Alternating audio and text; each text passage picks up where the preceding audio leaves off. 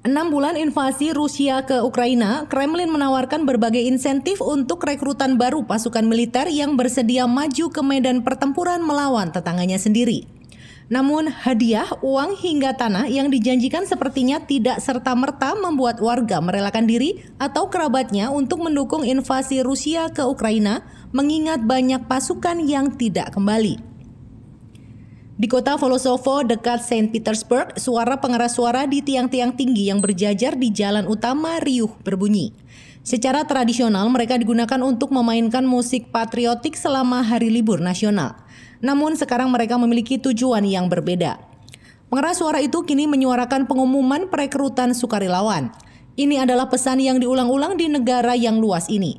Di media sosial, di TV, dan di papan reklame, pria Rusia didesak untuk menandatangani kontrak jangka pendek dengan militer untuk berperang di Ukraina.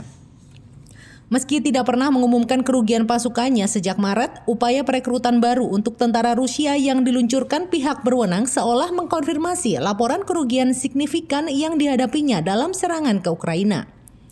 BBC dalam laporannya secara langsung mewawancarai sejumlah orang di Volosovo dan menanyakan apakah mereka mendukung pemanggilan sukarelawan perang. Namun kebanyakan orang di kota itu tampaknya kurang antusias. Dan memang banyak jasad pasukan Rusia yang telah dikembalikan oleh Ukraina. Rusia tidak memberikan angka, tetapi para pejabat barat mengatakan antara 70.000 dan 80.000 tentara Rusia telah tewas atau terluka sejak melancarkan invasi 6 bulan lalu. Janji berbagi hadiah untuk menarik rekrutan baru, pihak berwenang menawarkan sejumlah besar uang kepada para sukarelawan, sebidang tanah dan bahkan tempat-tempat premium untuk anak-anak mereka di sekolah-sekolah Rusia. Perekrut bahkan telah mengunjungi penjara Rusia untuk mendaftarkan narapidana, menjanjikan mereka kebebasan dan uang. Wartawan investigasi Rusia Roman Dobrokotov melihat upaya perekrutan adalah tanda keputusasaan pihak berwenang.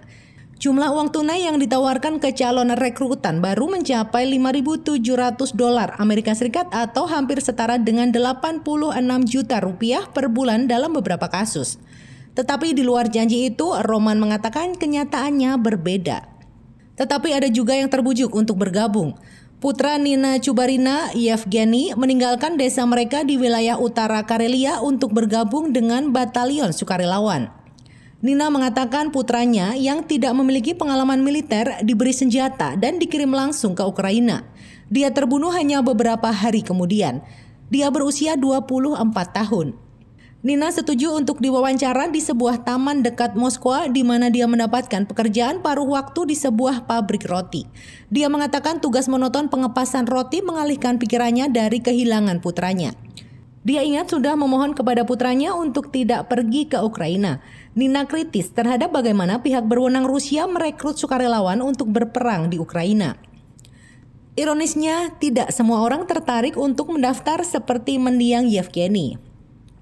Menurut laporan BBC, jika bepergian di seluruh negeri ini, Anda juga tidak akan mendapatkan kesan bahwa orang-orang Rusia sepenuhnya berada di belakang operasi militer khusus, sebagaimana Kremlin suka menyebutnya. Jumlah mobil di jalan-jalan Rusia yang menampilkan simbol Z pro-perang masih relatif sedikit. Para ahli mengatakan bahwa jumlah sukarelawan yang bergabung rendah. Analis militer Pavel Luzin mengatakan orang-orang di sini tidak siap mengorbankan diri untuk presiden mereka.